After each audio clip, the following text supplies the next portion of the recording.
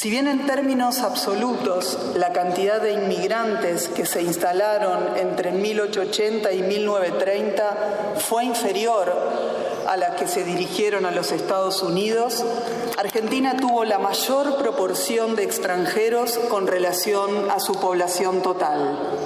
De acuerdo a los datos del censo de 1914, una tercera parte de los habitantes del país estaba compuesta por extranjeros.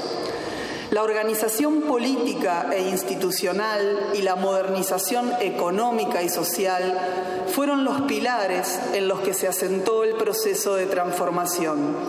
En este marco, la inmigración fue el resultado de un esfuerzo consciente de parte de las élites que dirigieron la organización del país para sustituir a la vieja estructura heredada de la sociedad colonial por una inspirada en los países más avanzados de Occidente.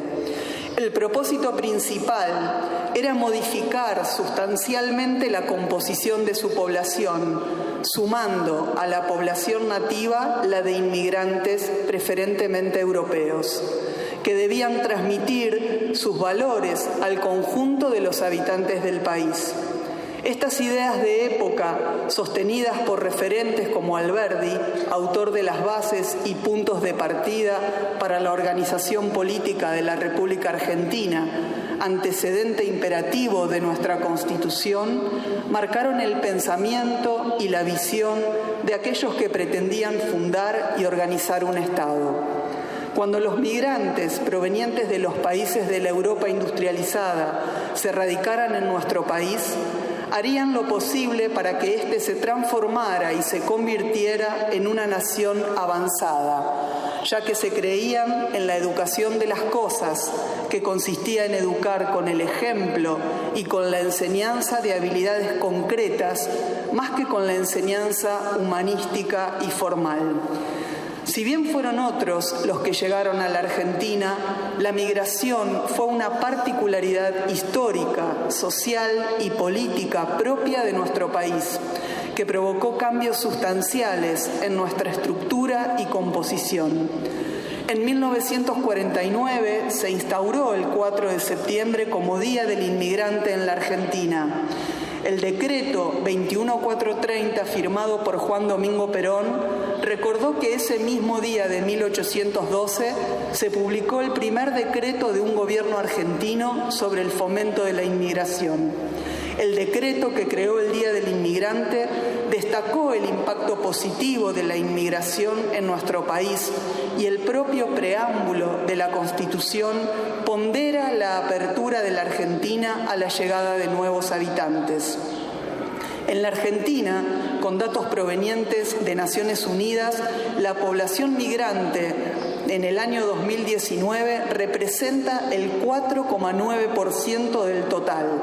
Significa que viven en nuestro país más de 2 millones de personas que no nacieron aquí. Las sociedades actuales, globalizadas, contemporáneas, son cada día más sociedades plurales desde el punto de vista cultural y religioso.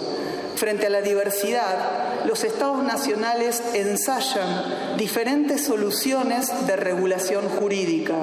Respuestas tales como la segregación o la asimilación total de los grupos minoritarios se muestran incompatibles con los estándares internacionales de los derechos humanos. Dentro de las respuestas que sí son compatibles con esos estándares, pueden vislumbrarse dos líneas. Por un lado, un igualitarismo formal, enraizado en la tradición liberal republicana, que resulta ciego a las particularidades identitarias en pos del mantenimiento de la igualdad formal. Por otro, las propuestas de reconocimiento de derechos en razón de la pertenencia a un determinado grupo identitario. Ampliación que obliga, sin embargo, a renunciar a una parte del ideal de igualdad jurídica formal. Estos son nuestros desafíos actuales. Formar una cultura común, respetando las diferencias y garantizando los derechos de cada una de las etnias culturales que pueblan nuestro país. Este es el desafío que tenemos.